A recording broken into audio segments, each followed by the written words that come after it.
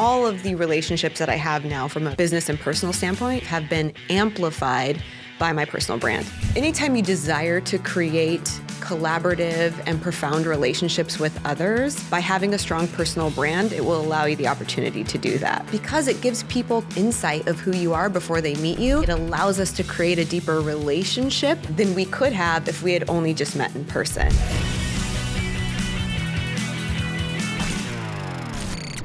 What is up, folks?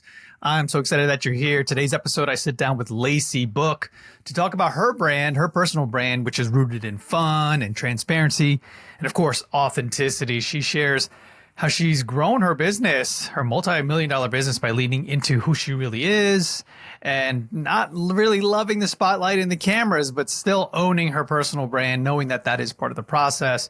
We hit on self-awareness, staying humble, and the importance of knowing what you truly want, not what the world tells you that you should be chasing. So we have a lot of fun during the Burn and Bliss segment at the end of the show, where we talk about EVs, AIs, whatever other acronyms that we could find, but a whole lot of other stuff, fun and surprises. So if you're new to this channel, this show exists to provide clarity for 1 million mission-driven entrepreneurs and brands so that together we can create impact for eternity. And lastly, my new book, Be Your Brand to Glorify God, is finally here. I wrote it for mission-driven entrepreneurs who want to build a brand that reflects their faith and not their ego. So if you're a Christian business owner or you're on that journey as I am and was, this book is for you. So grab your copy on Amazon now, and together we can build brands that shine His light and give Him the glory. Now on to the show. Lacey, so good to be here with you. I'm so excited that we're finally getting to sit down one-on-one. You know, Sean's always in the way. I agree. Welcome to my world. I'm saying that because he's not in the room.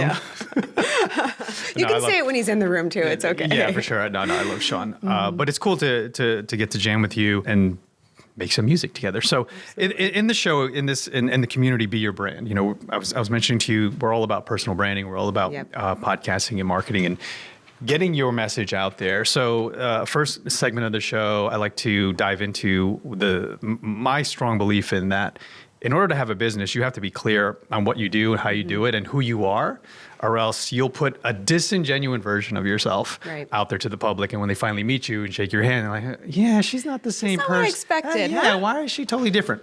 Because you didn't do the work, right? And you're hiding something. So now we're not building trust. But for you, I know you have clarity in this. We see it in your messaging, we see it in your show and all the brands that you've built with Black Diamond and the community. What are some of your core values that you hold dear? Well, number one, it's having fun. I think for me, like, I'm a very lighthearted person. My whole life, I've been somebody that likes to have fun, joke around. And I think that business can be so serious and heavy at times, right? And everything that we do, there can be overwhelm, there can be stress. And if you can't infuse like the fun factor in it, then it becomes really difficult. And we have a tendency to lose our passion. I think everybody's been there. And so core value for me is, how do we infuse fun into everything that we do? And then the other side of that is transparency. That's a word I've utilized in all of my businesses. I'm very transparent with the people that I work with, the people that I serve. I think that that is so important when you are a service provider and working with others, letting them know what to expect and who you're going to get when you're working with me. I love that. I love those two, having fun injected in the business and in life, right? So what are some of the ways in your personal life you inject fun into the family? I would say I'm like the good kind of weird. I like to have fun. I like to sing. I like to make up songs. Karaoke? What's your jam on karaoke? Okay, we said have fun. I don't want to like hurt everybody else. Okay, I'm so tone deaf. Come on. on. No, that would not be fun for anybody but me. I want to infuse fun into everybody's life. So karaoke only happens after a couple of drinks. Okay. But what would be your go-to jam? My go-to jam? Yeah. Is it a Beyonce tune? What is it? Do I look like a Beyonce girl? I don't know. I'm throwing out ideas. No, that's a good question.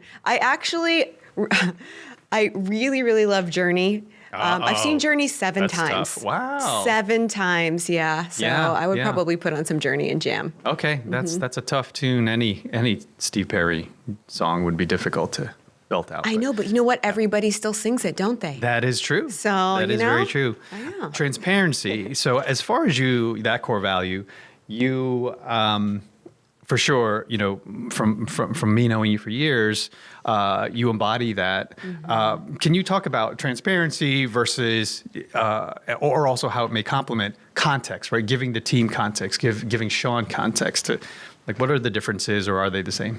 Well, one of the things that we were talking about earlier was this idea of like personal brand and knowing who you are. In order to achieve that, you have to have clarity.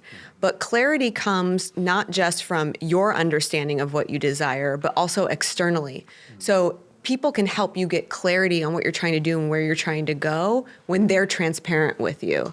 And so I think for me, my whole objective is how can I be transparent about all the expectations so that you can be clear on what your needs are so that you can move forward. So clarity comes from over communicating.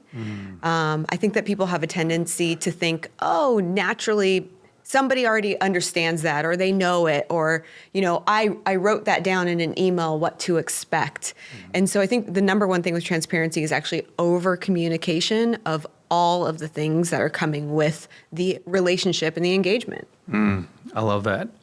How much work do you put in, if any, on just continuing to develop that self-awareness muscle? Oh, I mean, every day I'm working on it, right? I think that it's really easy for us, especially the more we put ourselves out there, to view ourselves in the way that we think others see us, right? And then it dilutes your self-awareness because you're transferring that onto others' perception and perspective. And so it's this constant process of really identifying like who I am, where I'm trying to go. And I truly believe that it takes self-work to create self-worth. And so I'm always doing the work. Yeah. Yeah. We talked about this off mic several times. But you have a strong personal brand presence. You put yourself out there. You understand the power of creating that what I like to call the digital breadcrumbs that lead to you and what you do and how you serve. But you are uncomfortable with this. You want to talk a little bit about and speak to the audience on a lot. I'd say more than 50% of people don't like being in front of lights and camera. And how self-conscious are you when you turn everything on? Do you watch it later? Oh, no. No, but I'm not self-conscious. That's not the term that I would utilize. It's just not something that I love doing, right? I'm not like, oh my God, am I saying everything perfectly? Do I look perfectly? Yeah. Am I moving perfectly? I've gotten over that. But for me, it's just not naturally something that I enjoy. I keep looking over here because my producer James is over there, and it's the reason I have all the digital breadcrumbs is because my team forces me to do it. I consider myself an architect. I would rather sit behind a computer and create versus get in front of a camera and create. And so it's not necessarily uncomfortable, but energetically, it takes more for me to do these kinds of things than actually sitting down 8 hours to create something. Yeah, it feels more like work Yes. than your real, right? What you love to really do, which is build and create. And so question though, with your personal brand, can you talk about, what you and Sean have done in terms of if you didn't put yourself out there, you've put yourself out there, is there any instance that you can think of in life or business that an opportunity was created because you put yourself out there, a partnership or a client, something? Oh, I think me sitting here with you in this very moment is an opportunity that was created because of my personal brand, right? And so I think when anytime you're on camera, anytime you desire to create collaborative and profound relationships with others, by having a strong personal brand, it will allow you the opportunity to do that, right? Because it gives people kind of this highlight and insight of who you are before they meet you. And so in actuality, it allows us to create a deeper relationship than we could have if we had only just met in person. And so all of the relationships that I have now from a business and personal standpoint, I actually believe have been amplified by my personal brand. Yeah, I love that. I often think of it too as everything's digital, so it's like the digital handshake, right? It is, and before they even get to physically meet you and shake your hand, they already feel like they know you, right? Yes. Now, how many times have people come up to you I feel like I know you, Lacey. You said this, I watched this. And it's a little odd, right? To be in that weird sort of micro celebrity space where, like, how do you handle that? Like, how do you manage humility or being humble and staying grounded versus ego can really take over quickly when you have a community, especially as loving as yours. Any exercises that you recommend? Any advice, tips? How do we stay humble during that? For me, it was just a mentality and a mindset from the very beginning. I would say I came from humble beginnings. We didn't have a lot growing up.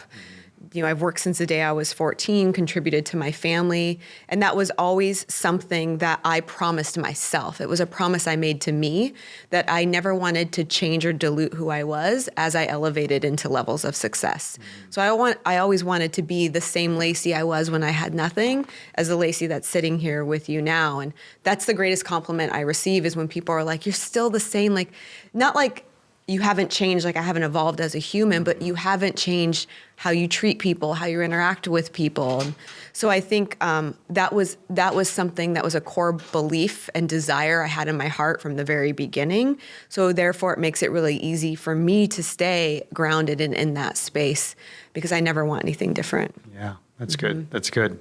It's definitely, it's not easy, right? Right. I mean, it is work, and I appreciate that. I feel strongly about, as business owners and having communities, we make a promise to them, right? What can we deliver? What solution can we provide? What's the promise that you make to your community? Well, I mean, obviously, the number one thing we offer is results. And I think the biggest thing is getting people results. For me, my clients, getting them results that are in alignment with what they truly desire.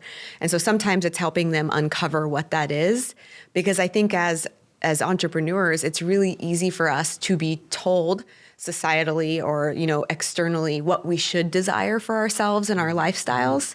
And so for me, it's helping them get results and having the success that's important to them.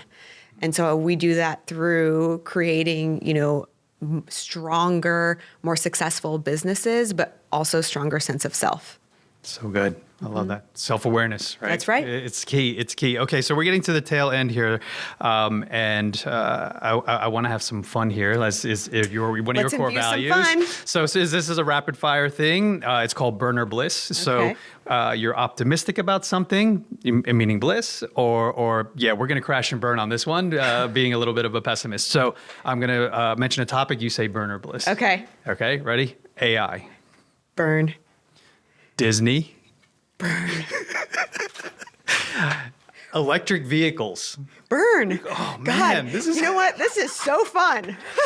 Just like, okay. Listen. Okay. And we can expand. You can pick any one of these. Do I get to defend my burning yeah, which one? here? Yeah, go ahead. No, You can defend one of those. No, let's keep going. You want to? Okay. At the end, let's go. defend one of them you feel strongly about and why. Because I'm curious why. Okay, so commercial real estate. Bliss. Okay. Trump in 2024. Oh, God, bliss. And the last but not least, the U.S. education system. Burn. I'm with you on that one. Okay, any one of them you want to expand on and defend? Reasons why. AI, Disney, EVs, all burn. EVs all burn. I mean, I born and raised in Silicon Valley, so I've been around the tech world my entire life. I mean, I was walking through the halls of Apple when it was just getting started. I didn't even know who Steve Jobs was. I wish I would have known, by the way.